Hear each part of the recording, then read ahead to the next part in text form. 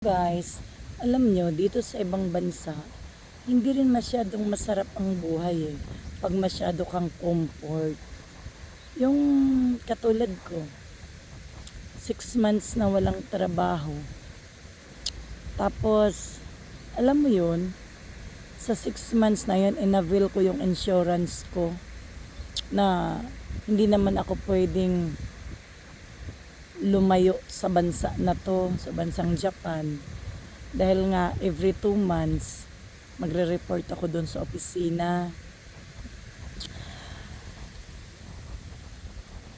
Kaya, para bang, para bang pag may makakita kang nag-work, parang ang sarap mag-work. Alam mo yung gano'n niya.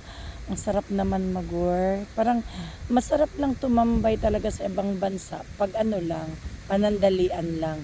Pero pag inabot ka na ng 2 months, 3 months, 4 months, 5 months, lalo na ako 6 months, nakaka-boring na talaga.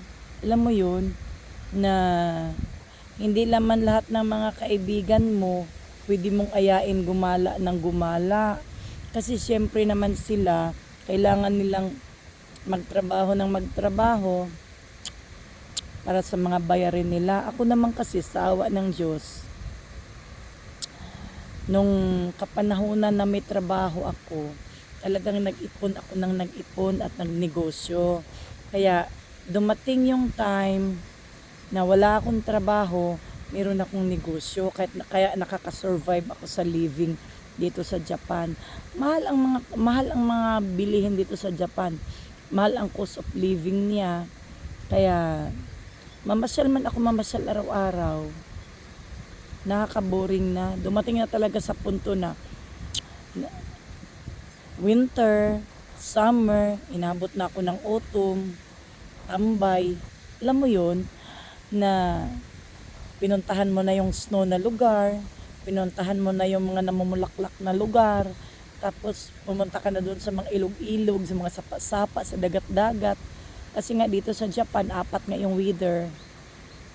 Kaya alam mo yun, alam mo yung pakiramdam na saan kaya ako pupunta ngayon? O kaya alam mo ginawa ko para maiba naman yung araw ko. Andito ako sa napakalaking park. Tapos para lang talaga milibangan ako, dinala ko yung manicure kit ko at nililinis ko yung sarili ko mag-isa. Ayan o, di ba? Tapos naisipan kong mag-video para wala lang, para ipaalam sa inyo na nakaka-boring talaga maging tambay.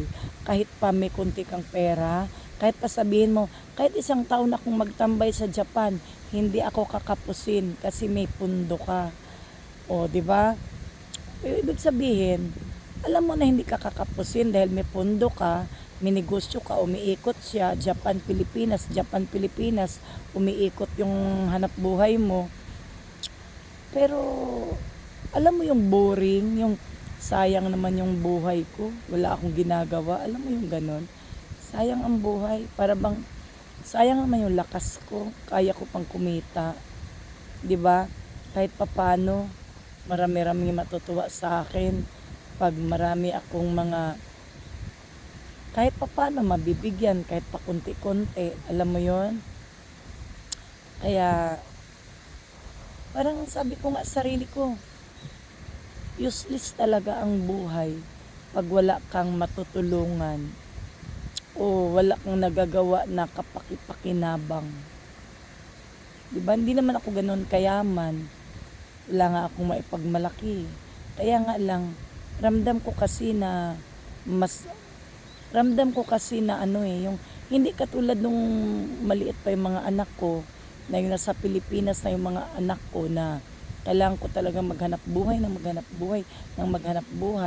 para magkabahay, para makasasakyan, para kahit papano makabili ng mga ekstrang lupa at may sakahan, at papano yung mga bahay ko nilalagyan ko ng tindahan para dumating man yung time sa old age kung saan abutin, pwede magtinda-tinda.